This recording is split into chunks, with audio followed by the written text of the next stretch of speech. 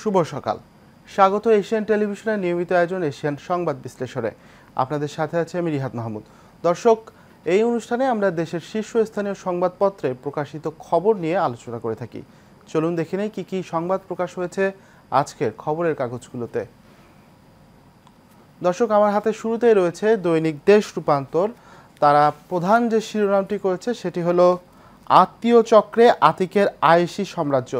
দর্শক, ঢাকা দক্ষিণ সিটি কর্পোরেশনের সাবেক মেয়র আতিকের বিভিন্ন দুর্নীতি নিয়ে একটি সংবাদ তারা প্রকাশ করেছে। এখানে কি কি খাতে তিনি দুর্নীতি করেছিলেন সেটি একটি চিত্র উঠে এসেছে।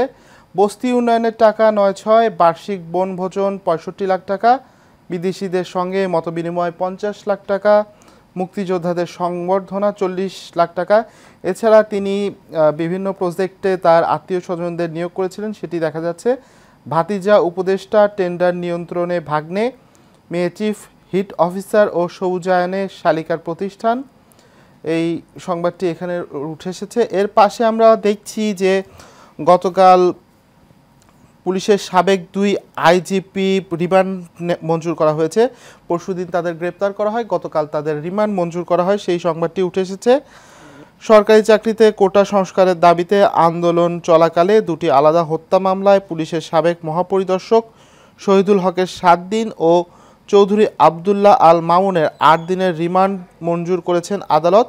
গতকাল বুধবার ঢাকা মেট্রোপলিটন ম্যাজিস্ট্রেট মোহাম্মদ আখতারুজ্জামান এ আদেশ দেন। এই সংবাদটি এখানে উঠে এসেছে। এছাড়া আরেকটি সংবাদ দেখা যাচ্ছে, সেটি হলো বিক্ষোভে বন্ধ 167টি কারখানা, আজ খোলা রাখার ঘোষণা। এই সংবাদটি উঠে এসেছে। গাজীপুরে বিভিন্ন দাবিতে বিক্ষোভ, ভাঙচুর, সড়ক অবরোধ, অসন্তোষ দমনে কঠোর হচ্ছে সরকার, সেই সংবাদটি এখানে উঠে এসেছে দৈনিক দেশ রূপান্তরে। এছাড়া ব্যাংক খাতের উন্নয়নে হবে 3 টাস্ক ফোর্স। বাংলাদেশ ব্যাংকের গভর্নর গতকাল ব্যাংকার্স ফোরামের সঙ্গে আলোচনায় বসেছিলেন, সেখানে তিনি এই ঘোষণা দিয়েছেন। এছাড়া অবৈধ অস্ত্র উদ্ধারে কিন্তু দেশব্যাপী যৌথ অভিযান চলছে। সেই যৌথ অভিযানে তালিকা করা হয়েছে, সেই তালিকায় 10,000 জনের নাম রয়েছে। অবৈধ অস্ত্র উদ্ধারে সিসিটিভি ফুটেজ দেখে কিন্তু অস্ত্র লুটকারীদের চিহ্নিত করা হয়েছে। ধরা হবে হত্যা মামলার আসামিদেরও, এবং তালিকায় আছে রাজনৈতিক সুবিধাভোগী আমলারাও। এই সংবাদটি একটু দেখা দরকার। লাইসেন্স বাতিল হওয়া ব্যক্তিগত আগ্নেয়াস্ত্র ও পুলিশের স্থাপনা থেকে লুট হওয়া অস্ত্র উদ্ধার করতে রাজধানী ঢাকা সহ সারা দেশে শুরু হয়েছে যৌথ বাহিনীর অভিযান। গত মঙ্গলবার রাত 12টা থেকে শুরু হওয়া এই অভিযানের কার্যক্রম প্রথম দিনে তেমন একটা দৃশ্যমান ছিল না। দেশের কয়েকটি স্থানে ছোটখাটো অভিযান চালালেও রাজধানী ঢাকার কোথাও অভিযানের দৃশ্য দেখা যায়নি। তবে 2-1 দিনের মধ্যেই পুরোদমে যৌথ অভিযান শুরু হবে, সেই সংবাদটি রয়েছে। এর পাশে গতকাল প্রধান উপদেষ্টা ডক্টর মোহাম্মদ ইউনূস সচিবদের সঙ্গে বৈঠক করেছেন। সেই বৈঠকে সচিব সভায় প্রধান উপদেষ্টা দুর্নীতি ও বৈষম্যহীন বাংলাদেশ গড়ুন সেই আহ্বান জানিয়েছেন। নতুন বাংলাদেশ গড়ার জন্য গদবাঁধা চিন্তা ভাবনা থেকে বেরিয়ে চিন্তার সংস্কার করে সৃজনশীল উপায়ে জনস্বার্থকে সর্বোচ্চ গুরুত্ব দিয়ে সরকারি কার্যক্রম পরিচালনা করতে সচিবদের নির্দেশ দিয়েছেন অন্তর্বর্তী সরকারের প্রধান উপদেষ্টা অধ্যাপক ডক্টর মোহাম্মদ ইউনূস। এই সংবাদটি এখানে রয়েছে। এছাড়া আজ 5 সেপ্টেম্বর, গত 5 আগস্ট ছাত্র জনতার আন্দোলনে, বৈষম্য বিরোধী ছাত্র আন্দোলন থেকে যে 1 দফা দাবিতে যে আন্দোলন, সেই আন্দোলনে কিন্তু আওয়ামী লীগ সরকারের পতন হয়েছিল। অর্থাৎ আজ আওয়ামী লীগ সরকারের পতনের 1 মাস পূর্তি হচ্ছে। এই উপলক্ষে বৈষম্য বিরোধী ছাত্র আন্দোলন কিন্তু সারা দেশে শহীদি মার্চ করবে আজকে, সেই সংবাদটিও এখানে রয়েছে। ছাত্র জনতা আন্দোলনে আওয়ামী লীগ সরকার ক্ষমতাচ্যুতির 1 মাস পূর্ণ হতে যাচ্ছে আজ বৃহস্পতিবার। দিনটিকে স্মরণীয় করে রাখতে শহীদি মার্চ কর্মসূচি পালনের ঘোষণা দিয়েছে বৈষম্য বিরোধী ছাত্র আন্দোলন। গতকাল ঢাকা বিশ্ববিদ্যালয়ে শিক্ষক ছাত্র কেন্দ্রে এই সংবাদ সম্মেলন করে এই কর্মসূচির ঘোষণা দিয়েছে বৈষম্য বিরোধী ছাত্র আন্দোলন। এছাড়া বিএনপির ভারপ্রাপ্ত চেয়ারপারসন তারেক রহমানের একটি সংবাদ রয়েছে এখানে।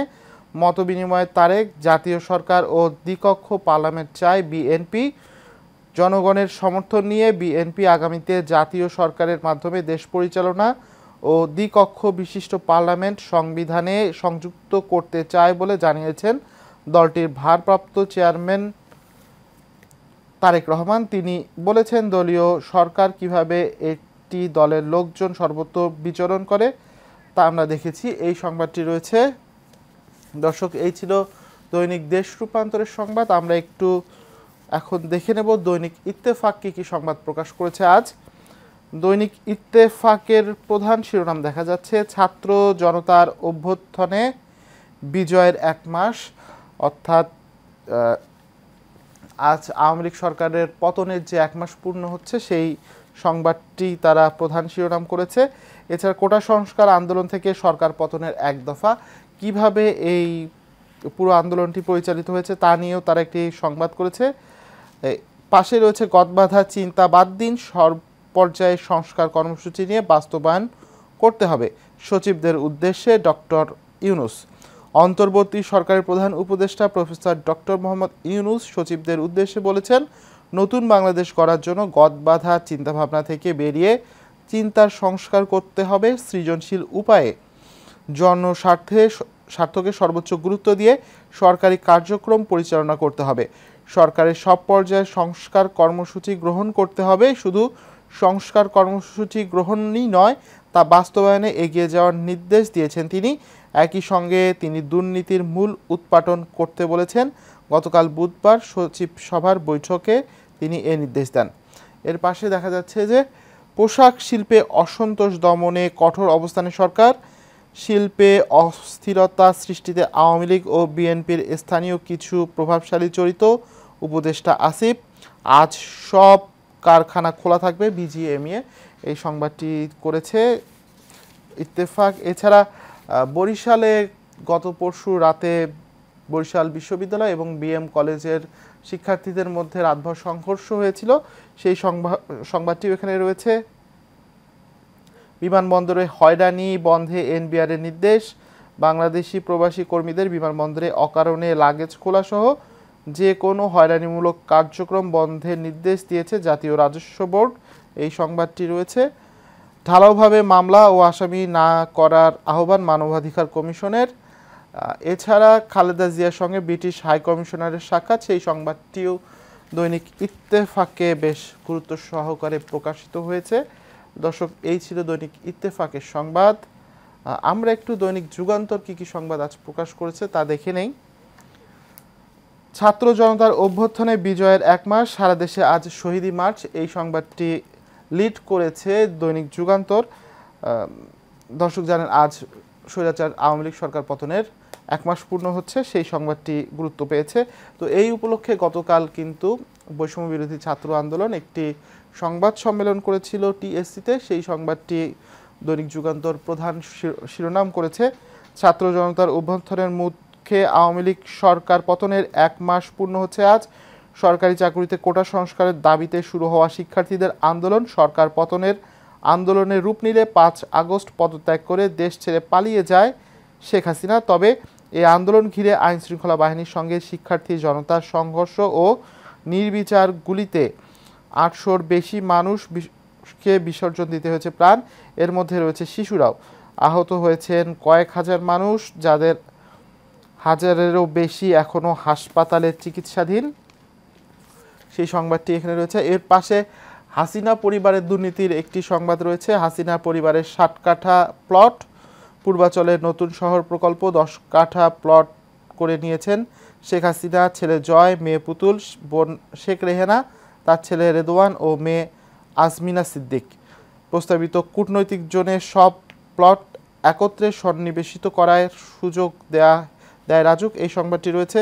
এছাড়া অখ্যাত অ্যানন্টেক্স গ্রুপকে ঋণ কেলেঙ্কারি, চোখ বুঝে টাকা দিল জনতা ব্যাংক, এই সংবাদও রয়েছে এখানে। দুদকের অনুসন্ধান ফাইলে লাল ফিতায় বন্দি তমা ম্যাক্স রেলের কালো বিড়াল, সেই সংবাদ রয়েছে। এছাড়া শেখ হাসিনার বিরুদ্ধে আরও 5টি হত্যা মামলা হয়েছে, সেই সংবাদও আমরা দেখছি দৈনিক যুগান্তর করেছে। আর বিএনপি চেয়ারপারসন খালেদা জিয়ার সঙ্গে British high commissioner Sarah Cook গতকাল একটি সৌজন্য সাক্ষাৎ করেছেন, সেই সংবাদটিও এখানে প্রকাশিত হয়েছে। এই সংবাদটি একটু দেখা দরকার। সাবেক প্রধানমন্ত্রী ও বিএনপি চেয়ারপারসন খালেদা জিয়ার সঙ্গে সাক্ষাৎ করেছেন ব্রিটিশ হাইকমিশনার সারা ক্যাথরিন কুক। বুধবার রাত 8:30টায় রাজধানীর খালেদা জিয়ার বাসভবন ফিরোজায় তার সঙ্গে দেখা করতে যান ব্রিটিশ হাইকমিশনার। 1 ঘন্টারও বেশি সময় ধরে এই সাক্ষাতে পরিবর্তনের পর বাংলাদেশ কোথায় যাচ্ছে এই বিষয় নিয়ে খালেদা জিয়ার সঙ্গে কথা বলেছেন সারাহ কুক। দর্শক, এই ছিল দৈনিক যুগান্তরের সংবাদ। দর্শক, এশিয়ান সংবাদ বিশ্লেষণের সময় হলো একটা বিরতির, ফিরছি কিছুক্ষণ পর, সঙ্গে থাকুন। দর্শক, বিরতির পর আবারও স্বাগত এশিয়ান সংবাদ বিশ্লেষণের সাথে আছে আমি রিহাদ মাহমুদ। দর্শক, আমার হাতে আরও বেশ কিছু সংবাদপত্র রয়েছে, চলুন দেখে নিই তারা কি কি সংবাদ করেছে আজকে। এখন আমার হাতে রয়েছে দৈনিক কালের কণ্ঠ। তাদের প্রধান শিরোনাম দেখছি, তৃতীয় পক্ষের ইন্ধনে অস্থিরতা। দর্শক, পোশাক শিল্পে দু একদিন ধরে যে অস্থিরতা হয়েছে সেই সংবাদটি তারা করেছে। গতকাল পর্যন্ত 167টি কারখানা বন্ধ, আজ থেকে সব পোশাক কারখানা খোলা, সেই সংবাদটি রয়েছে। শ্রমিক নয়, বিশৃঙ্খলা করছে বহিরাগতরা এবং ইন্ধন দিচ্ছে আওয়ামী লীগ, অ্যাকশন শুরু। গতকাল 2 জন উপদেষ্টা এই বিষয়ে কথা বলেছেন, সেই সংবাদটি এখানে রয়েছে। এছাড়াও রয়েছে গতকাল যে প্রধান উপদেষ্টা সচিবদের সঙ্গে বৈঠক করেছেন, সেই সংবাদটি এখানে রয়েছে। এরপরে কালের কণ্ঠে আরও যে সংবাদটি দেখতে পাচ্ছি, নানা সংস্কারের মাধ্যমে দেশ স্থিতিশীলতা ফেরানোর চেষ্টা, আওয়ামী লীগ সরকারের পতনের 1 মাস, গত 8 আগস্ট অন্তর্বর্তী সরকারের দায়িত্ব নেয়, বৈষম্য বিরোধী ছাত্র আন্দোলন, শহীদি মার্চ আজ, সেই সংবাদটি রয়েছে। দিলীপ দোলনের বিরুদ্ধে 5,000 কোটি টাকার মামলা, হৃদয় হত্যা মামলায় 3 দিনের রিমান্ডে দিলীপ কুমার আগারওয়ালা, ডায়মন্ড ওয়ার্ল্ডের ব্যবস্থাপনা পরিচালক, তিনিও 3 দিনের রিমান্ডে রয়েছেন, সেই সংবাদটি এখানে রয়েছে। ইসির পদত্যাগের প্রস্তুতি, যে কোনো সময় ঘোষণা, এই সংবাদটিও আমরা দেখছি। আওয়ামী লীগ সরকারের আমলে নিয়োগ পাওয়া কাজী হাবিবুল আওয়ালের নেতৃত্বাধীন নির্বাচন কমিশনের পদত্যাগের সব প্রস্তুতি সম্পন্ন হয়েছে, যে কোনো মুহূর্তে এ সংক্রান্ত ঘোষণা আসতে পারে। তাদের পদত্যাগের দাবিতে গতকাল বুধবার নির্বাচন ভবনের সামনে মানববন্ধন ও সমাবেশ হয়েছে। এই পরিস্থিতিতে আজ বৃহস্পতিবার দুপুর 12টায় এক জরুরি সংবাদ সম্মেলন ডেকেছে নির্বাচন কমিশন, সেই সংবাদটি এখানে রয়েছে। দর্শক, এই ছিল দৈনিক কালের কণ্ঠের আজকের সংবাদ। আমরা একটু দেখে নেব দৈনিক জনকণ্ঠ কি কি সংবাদ প্রকাশ করেছে। তাদের প্রধান শিরোনাম আজকে বাজেট কেন্দ্রিক। বর্তমান অর্থবৎসরের যে বাজেট, সেই বাজেট কাটছাটের পরিকল্পনা রয়েছে সরকারের, সেই সংবাদটি তারা আজকে লিড করেছে। শুরুতেই বড় কাটছাট হচ্ছে বাজেটে। তারা অবশ্য যে আভাসটি দিয়েছে এই বাজেটের মাধ্যমে, এই সংবাদটির মাধ্যমে, অপ্রয়োজনীয় ব্যয় কমিয়ে আনার চেষ্টা করছে সরকার। বিশেষ ক্ষেত্রে এক্ষেত্রে তারা সরকার যেটি করতে যাচ্ছে সেটি এডিবিতে কাটছাট করবে, যেটি বার্ষিক উন্নয়ন কর্মসূচি, তাতে কাটছাট করার চেষ্টা করা হচ্ছে। এই কাটছাট করলে 1.5 লক্ষ কোটি টাকা সাশ্রয় হবে বলে বলা হচ্ছে এই রিপোর্টে। একটু দেখা যাক কি রয়েছে এই সংবাদে। রিজার্ভের ওপর চাপ কমাতে এবং মূল্যস্ফীতি নিয়ন্ত্রণে বড় ধরনের কাটছাট হতে যাচ্ছে চলতি অর্থ বছরের বাজেটে। এ মাসের শেষে অথবা আগামী মাসের শুরুতে এই বাজেট কাটছাট হতে পারে। এই বাজেট পুনর্বিবেচনায় বড় জায়গা হতে পারে সরকারের বার্ষিক উন্নয়ন কর্মসূচি।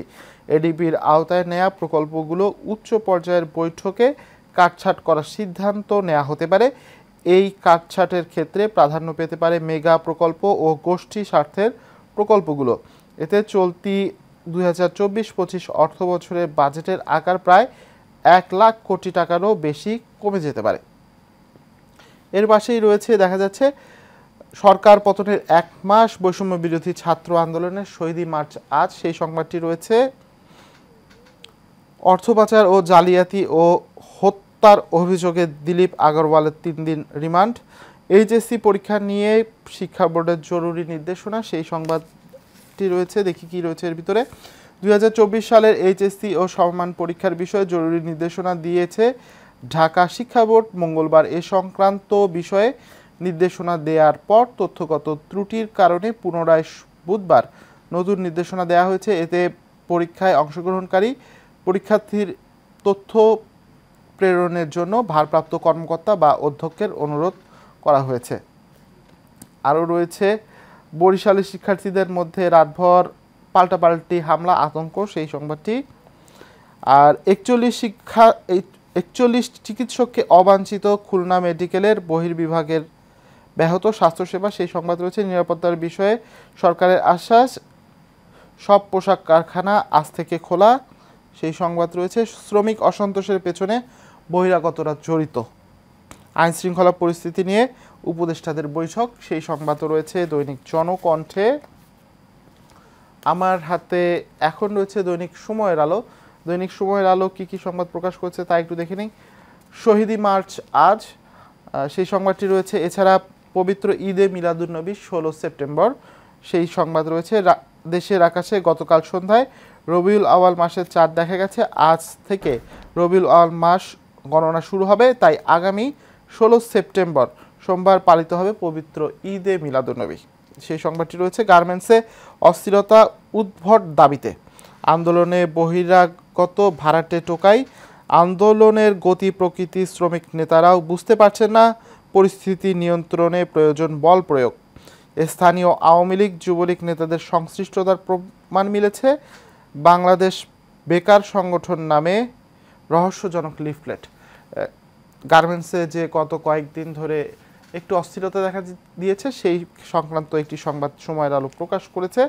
এছাড়া ইসির বিদায় ঘণ্টা, দর্শক জানেন আজ ইসি একটি সংবাদ সম্মেলন ডেকেছে দুপুর 12টায়। দেখা যাক সেই সংবাদ সম্মেলন থেকে কি ঘোষণা আসে। অনেকে মনে করছেন ইসি হয়তোবা নির্বাচন কমিশন হয়তোবা আজ তারা পদত্যাগের ঘোষণা দেবে।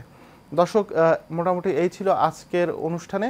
আমরা আজকের যেসব সংবাদপত্র পেয়েছি তাতে বেশিরভাগ ক্ষেত্রেই রয়েছে আজ 5 সেপ্টেম্বর স্বৈরাচার সরকার পতনের 1 মাস পূর্তি হয়েছে, সেই সংবাদটি রয়েছে। বৈষম্য বিরোধী ছাত্র আন্দোলনের আজ শহীদি মার্চ রয়েছে। এছাড়া প্রধান উপদেষ্টা ডক্টর মোহাম্মদ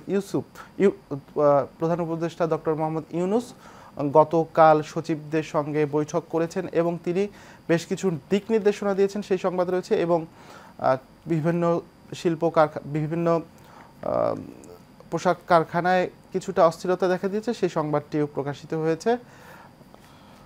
দর্শক, এশিয়ান সংবাদ বিশ্লেষণ আজ এ পর্যন্তই। আগামীকাল আবারও একই সময় দেখা হবে। ততক্ষণ সবাই সুস্থ থাকুন, ভালো থাকুন, এশিয়ান টেলিভিশনের সঙ্গেই থাকুন।